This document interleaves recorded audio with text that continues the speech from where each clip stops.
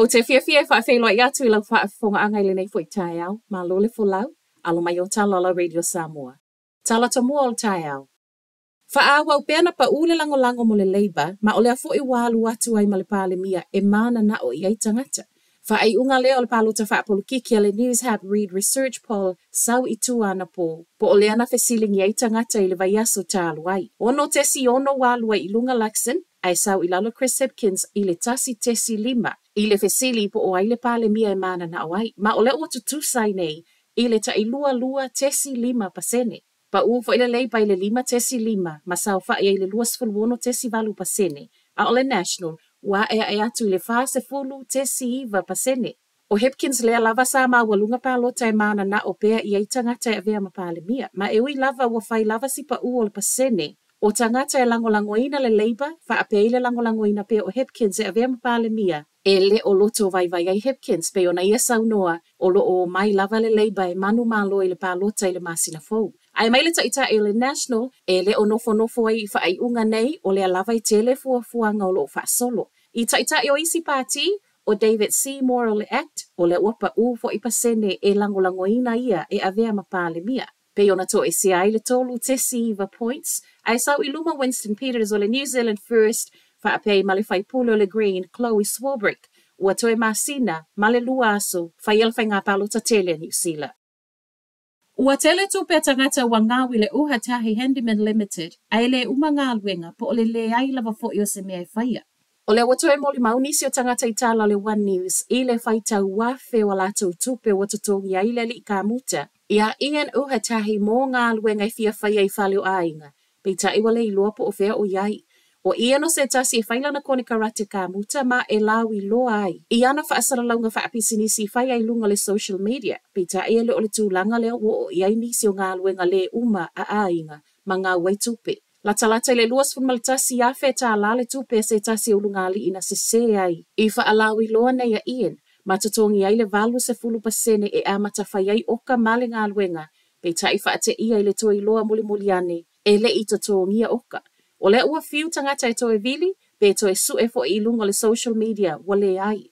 Ai iso enga le fair go, wata uai, e o atu I fale sa nofo mua muai, pe na ripotia foi, sa wha amautu ai I sauteo au kilani, wa leva e le o toe nofo ai. O le mana onga o tangata wa ngā waialata o tupe ia Ian, malana Uhatahi Handyman Limited, ia wha ailoa ina ia awana I toe ngā waiseisi, ma e tatau ona wha asala. Ua whaatalo sanga mai leo mose fe soaswani a o sueleli I talavou ia Hunter o kalai estete. O Hunter na muli va ai le afo le whai le afiafia na nafi. E Linwood Ave I Linwood, ma olo ia la e ina le hodi lanu efu me tiafu lanu moana, ma se e vai lanu uli. Tu whaatasia talavou le I toi mau mai se isi tala lata mai leo pau o lea, fe so o ta iatu I le tasi, pe a e sila fia nisi whaamtalanga. O leo watau la e whainga pyramid scheme si whanau a onga, ma o le toa tele lava o whanau a onga leo watau e mōli mawai, e mai Wellingtone. Tala le teo New Zealand o loo tā uai. O lea ua nga e whainga pisinisi nei e saini e tangata, ma le tala e iaile whaamanu ianga tau tupe e vave tupe a muli ai, ma o le ofo loo sa waitua e fesoa soani mai I mea onga. E totongi le tupe le whai a onga po le mentor, whaapele au ai I kone whiri nisi le o loo maua mai ei polo kalame whaalea awa onga. Ma I le taimi lava fo I lea, e tatawona e alu e su e nisi tangata I saini, pe le si tala. Mai se tasi o polo ofesa le University of Massey, o se popolenga le whaalongolongo atu I whainga whaapisinisi nei, ai mai se lava I le whaatausa o loto o nei polo kalame whaalea awa onga, e nisi e le o taliton wina, pe iai fo I se anga waa.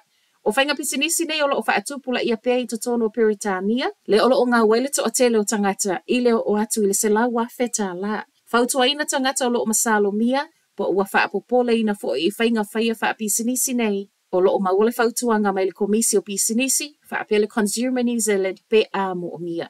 Matala muli, tu sa mali se fulo lima afe nisi tangata ngā lulu e mo o mia, a wā ngā luenga whaalelea o mea na whaalea ina le a whae le amatanga o le tausanga, whaapea longa na a ai au kilani. O le vai maulea le komisi o lo o ngafa mafuafuanga nei, ua whai mai ai o le whainu umera leo tangata e mo o mia I le whaai unga, o le lua afe lua lima. Ma o ngā luenga e mo o miai, o le whaia leo o ngā paipa a wā awala, o train, o le vai whaapea nisi o polo keti e mo o mia I lea taimi.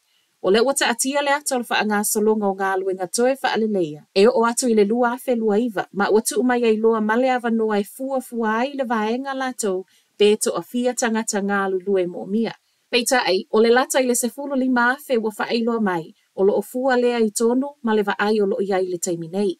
Whai mai ai le Civil Contractors New Zealand i tala le tio ni sila, o le ua vaai i tangata ngā lulue mai fafo. Peita ai o le whaingata, o le whaangai o ina le o visa malanga i pe ona iai, e le tele ni visa e anga vaai le nei matata.